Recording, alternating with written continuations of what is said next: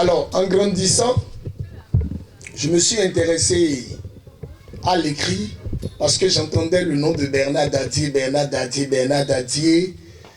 On nous frappait en classe de 6e pour pouvoir lire. Et là, je vais rendre un hommage vraiment mérité à mon professeur de français, M. Roger Kouenko, lui qui m'a mis au devant d'un groupe de lecture. Et ça m'a permis d'aimer l'écriture. Et là, avant de tenter quelques documents de recherche, et partant de là, mettre sur pied l'association Symbole de l'Amitié, qui est un groupe universitaire de recherche en histoire et culture du Bénin, j'ai été avant tout romancier. J'ai écrit le document « Le secret d'État mène les flics ». Et dans ce document, j'ai tenté de dénoncer la corruption au niveau de l'armée. Et pourquoi? Parce qu'à déjà à 16 ans, il y a de ces militaires qui demandaient des services cultuels auprès de mon papa. Et tout ce qu'on racontait, les services qu'on demandait, cela semblait de l'injustice. Et là, j'ai été emporté. Et il y a un concours qui a été lancé, où on a sélectionné nos documents. Et après la sélection, j'ai rencontré un professeur, paix à son âme, je ne vais pas appeler son nom, qui parmi les questions subsidiaires me disait raconte-moi en 2 paragraphes l'histoire de ta région. Alors j'ai commencé par raconter l'histoire des royaumes d'Abomey. J'ai parlé, le royaume du Dahomey a été fondé par Rui Badja. Et il dit mais non, mais je suis d'Abomey, tu ne peux pas me raconter mieux mon histoire. Et je suis un historien aussi. Donc raconte-moi l'histoire de ta région. J'ai su que bon là, cette question-là, face à cette question-là, je suis éliminé. Et également, effectivement, à la fin, j'ai été éliminé de la course. Donc au retour, j'ai appelé quelques amis. Je pensais que la télévision allait nous aider, mais là, je crois, j'ai quelques exemplaires de mes documents. Bon, vous pouvez l'envoyer vers le professeur Dieudonné Yanankou. Bon, ça peut faire le tout. Voilà. Donc, quand je suis rentré, le fait de me retrouver à la télévision lors de l'édition prochaine de ce même concours m'a poussé à demander aux étudiants, mais écoutez, vous êtes à l'université, mais on a besoin des chercheurs et il faudrait qu'on mette sur pied un comité de recherche pour parvenir à écrire quelque chose. Même si ce n'est pas un document propre, il faut qu'on écrive quelque chose. Au fil des ans, on va finir par corriger. Si nous ne corrigeons pas, nos enfants finiront par le faire. Donc c'est comme ça que nous avons mis sur pied l'association Symbole de l'Amitié entre 2006 et 2014. Et notre mission serait d'aller de couvent en couvent, de maison en maison, rencontrer les personnes âgées pour les interroger sur l'histoire de notre région. J'ai eu une chance formidable, j'étais encore journaliste à la radio Bénin Culture à l'époque.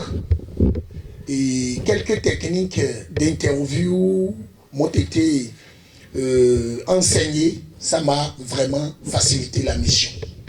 Donc on a commencé.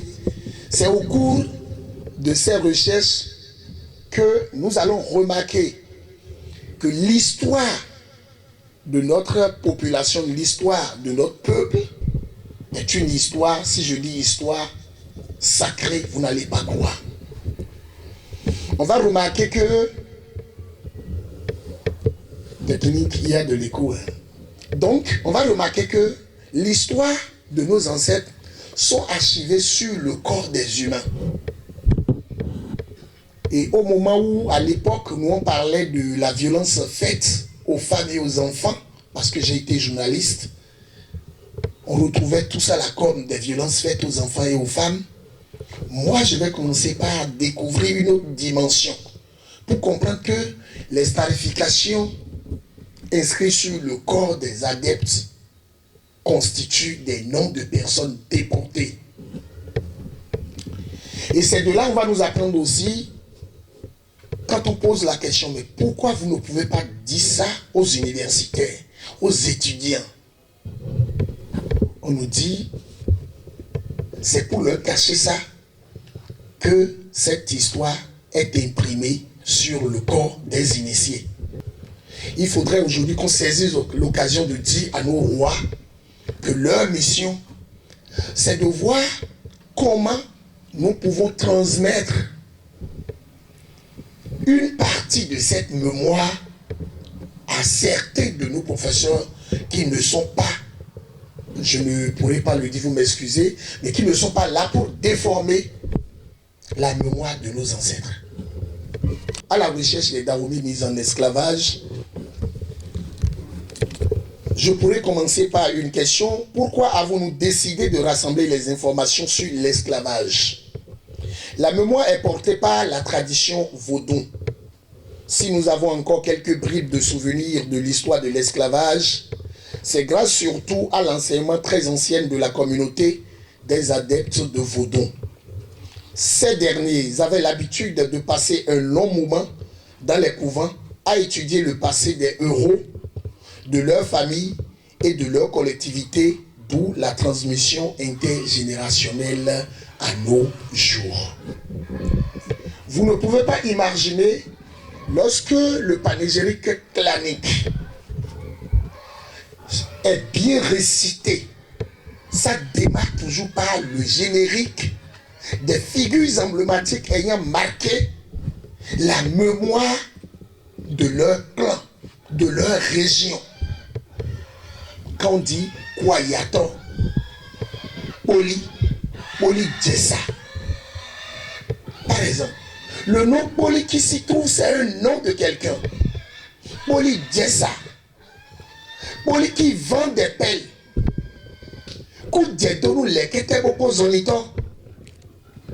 Regarde l'architecte des pelles qui, après avoir livré son article, laisse le porteur ou le bénéficiaire dans un défilé, histoire d'observer la beauté, la qualité de son œuvre.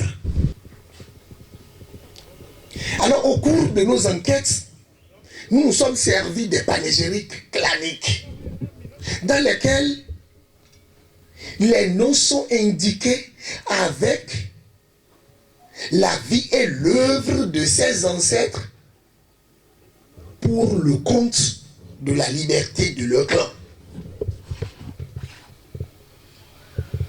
Et ce qui est sacré au niveau des panégyriques claniques, c'est que quand ils sont bien clamés, l'enfant qui reçoit les paroles se sent bercé. Quand vous avez un enfant qui pleure et que celui qui veut réciter ou clamer ces panégyriques claniques le fait suivant les règles de l'art, vous allez remarquer automatiquement que l'enfant s'apaise, trouve la paix avec lui-même, sinon fait la paix avec lui-même et s'endort. Et c'est à nous autres de demander pourquoi, en clamant, en récitant les panégyriques claniques, il faut répondre au coup, au coup, et parfois même aller jusqu'à verser de l'eau au sol pour la mémoire de ses ancêtres dont les noms sont récités ou dont la mémoire est ravivée. L'expérience nous a montré que les panégyriques claniques constituent une source d'archives qu'il faut sauvegarder. Et pour le faire, nous avons essayé d'écrire quelque chose avec notre pauvre français, un document intitulé « Les panégyriques claniques comme source de l'histoire et de la mémoire des déportés africains ». C'est vrai, ce document n'est plus sur le marché parce que vous savez, hein, quand on est jeune écrivain, ça arrive. J'ai dû vendre le manuscrit, j'ai imprimé, j'ai vendu et après j'ai passé la main à quelqu'un qui va l'améliorer. D'ailleurs c'est fait, le document aujourd'hui ne porte plus mon nom. Mais voilà ce que l'on a réalisé en allant vers les panégyriques claniques. Alors, concernant les scarifications qui sont imprimées sur le corps des adeptes, ce n'est pas que centaines, c'est des milliers. Et là aussi, il faut demander, mais pourquoi vous violentez si tant le corps d'un être vivant?